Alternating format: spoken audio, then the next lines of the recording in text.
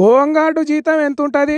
నెలకు 30-35 వేలు ఉంటుంది. మహా అయితే 50-60 వేలు ఉంటాయి కావచ్చు. ఆ జీతంతోని పెళ్ళం పిల్లలు ఇల్లు సంసారం సాగదీసుకుంటా ఎంత వెనకేయచ్చు. అయితే గీత ఏడాదికి 3-4 లక్షలు పక్కకు పెట్టచ్చు. కానీ ఈ హోంగార్డు చూడుర్రి కోట్ల కోట్లు ఎట్లా వెనకేసిండో.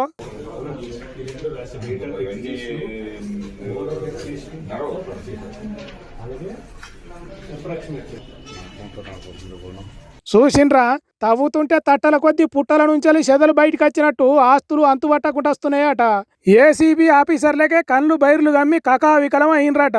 బిత్తర పోయినరట. పరిశాన్ అయ్యి ఇంత షరబత్ తాగితే తప్ప కోలుకోలేకుండా అయినరట.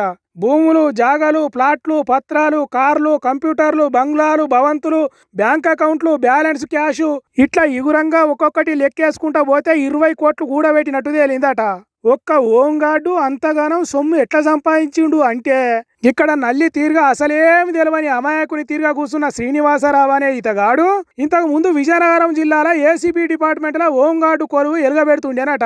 ఏసీబీ ఆఫీసర్లు ఎక్కడికి పోతున్నారు, ఎవరి అవినీతి బయట పెట్టే పని ముందటేసుకున్నారు అనేది తెలుసుకొని వాళ్లకు మతలాబ్ పంపెట్టోడట. అట్లా వాళ్ళ దగ్గర కాసులు కమాయించేదట. ఇంటి దొంగను ఈశ్వరుడు అయినా పట్టలేడు అన్నట్టు ఈ శ్రీనివాసరావు మన డిపార్ట్మెంట్ లో ఉంటే దొంగలకు సర్ది కట్టినట్టే అవుతుందని ఎస్పీ ఆఫీస్ కు పంపిర్రట. అక్కడ నుంచి స్టేషన్ డ్యూటీలు, ఎస్పీ ఆఫీస్ లో హోంగార్డ్ డ్యూటీలు వేసిండ్రట. ఎక్కడున్నా ఎప్పటి పనులే చేసుకుంటా ఏసీబీ డిపార్ట్మెంట్ లో ఏ కొత్త ముచ్చట జరిగినా మూట కట్టి బయటలోకి చెప్పిండట. మరి ఎవరికి అనుమానం వచ్చిందో ఎందుకు వచ్చిందో తెలియదు గాని అదే ఏసీబీ ఆఫీసర్లకు చెప్తే ఏకకాలంలో చుట్టాలు పక్కాల ఇండ్లల్లా అన్ని తీర్ల ఎంకులు ఆడితే 20 కోట్ల సంపాదించినట్టు లెక్క తేలిందట.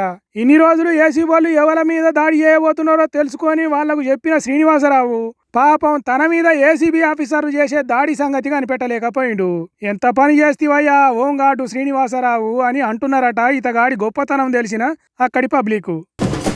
బీఆర్ఎస్ పార్టీల నుంచి బయటికి పోయిన లీడర్లంతా మళ్ళా బీఆర్ఎస్ దిక్కే చూస్తున్నట్టు కొడుతున్నది. మొన్న ఆరూరు రమేష్ చేతులున్న కమలం వాడిపోతున్నదని సూరుల ఎక్కి కాయిసంతా కారు మీదనే ఉన్నది అన్నట్టు బీఆర్ఎస్ పార్టీలో చేరిండు. ఇగో ఇప్పుడు ఈటల రాజేందర్ సార్ ఏమంటున్నాడో ఒకసారి నుండ్రి. నాకు మీ బాస్ ది గుర్తుకొచ్చింది. వాళ్ళ బాస్ అంటే మా బాస్ కూడా కదా, కేసీఆర్ గారు.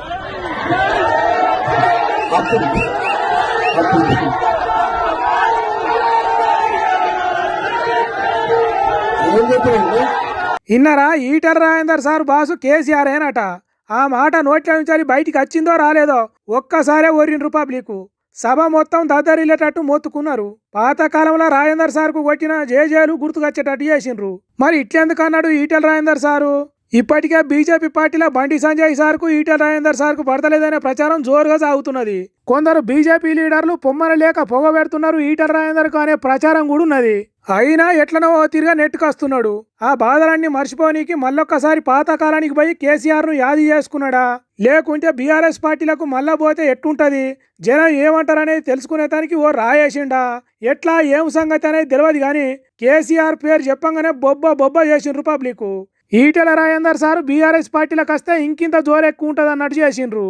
అప్పటికి రాజేందర్ సార్ చెప్తున్నాడు, ఇప్పుడు కాదు బాసు అప్పుడు అని చెప్తున్నాడు. మరి అంతగానం యాది చేసుకున్నాడు అంటే కేసీఆర్ మీద బీఆర్ఎస్ పార్టీ మీద ఉన్న కోపం తగ్గి ప్రేమ పెరుగుతున్నది అన్నట్టేనా?